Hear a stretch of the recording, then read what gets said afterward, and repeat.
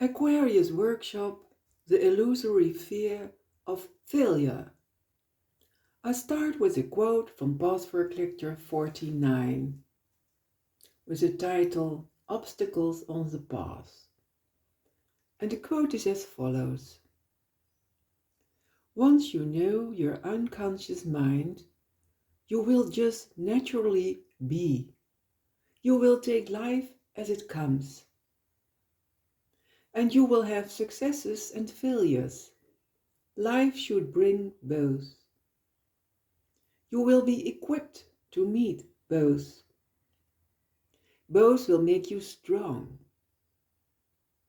If one is so concerned to have the proper attitude to guard against a failure or a disappointment, it is an indication that failure and disappointment is greatly feared. End of quote from Pathwork lecture 49. Fear of failure feels like an abyss to the inner child. That illusory fear is the cause of despair, inadequacy, inferiority, and guilt. Our fear is so great that we sabotage fulfillment in advance to avoid failure, for we are caught in the contradiction of compelling fulfillment on the one hand and fear of failure on the other.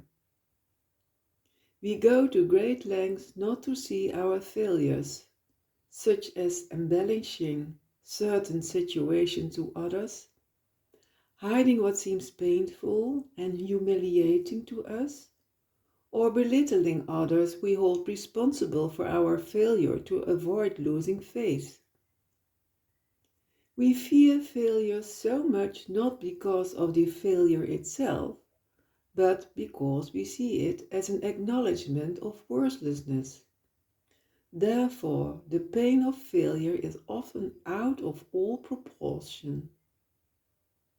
In this workshop you will explore with a loving curiosity through 3 themes from the Pathwork lectures the illusory fear of failure. The first theme, accepting your human fallibility. The inner child believes in the utopia of freedom without responsibility, making it a constant effort to manipulate the outside world. Out of guilt and fear of failure, the child does not dare to make independent decisions for which it is responsible. Giving up on that utopia is like an abyss. Realizing the fear of giving up that utopia and accepting human fallibility is a huge step towards independence and liberation from the basic fear of life. The next quote stems from Pathwork lecture 60. Obviously, the illusion that you must not be inadequate leads to your rejection of self-responsibility and to the continued wish to be free. The world of utopia, as well as the fearsome abyss of illusion, therefore depend upon whether or not you learn to accept your inadequacy and whether or not you learn to free yourself of the phantom that you cannot err. The guilt and fear of making mistakes is so hard to bear that you set up all sorts of phantoms and soul forms that make your life miserable.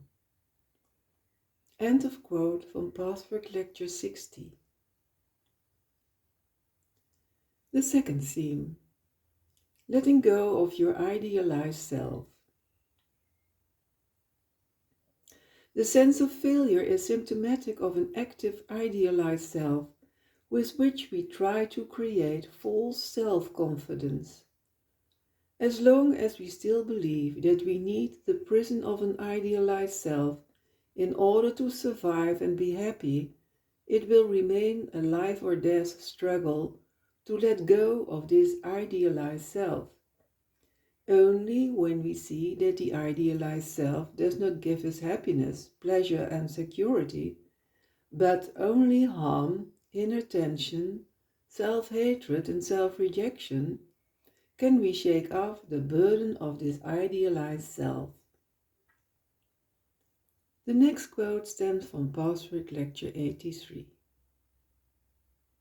Since the standards and dictates of the idealized self are impossible to realize, yet never giving up the attempt, you keep and cultivate within yourself an inner tyranny of the worst order. But since you do not realize the impossibility of being as perfect as your idealized self demands, you never give up whipping yourself, castigating yourself, and feeling yourself a complete failure whenever it is proven that you cannot do so. The sense of abject worthlessness comes over you whenever you fail short of these fantastic demands and engulfs you in misery. End of quote of Pathwork Lecture 83.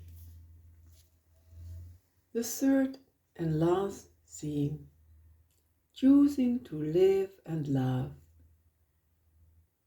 To live is to love, and not to love is not at all the good things in life. You say a no to all the good things in life. The inner child rebels against life for fear of failure, pain and unhappiness, thereby depriving itself of fulfillment, pleasure and happiness. Pride and self-will prevent us to accept life's obligations and responsibilities. By getting to know and understand all the arguments of the inner child, we see the madness of the no current and choose to live and love. When in doubt, we ask ourselves, what would love do? The last quote stems from Pathwork Lecture 108. There is a fear of exposure to failure and inadequacy. This is pride, the desire for greater perfection than you have. This is a substitute for the love you don't allow yourself to feel. There is the link.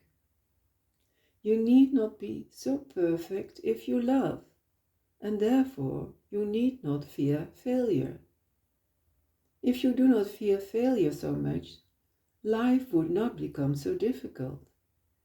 It is often the inherent, often unconscious terror of failure that makes life so arduous. End of quote from Pathwork Lecture 108. I wish you peace and all the best. Thank you.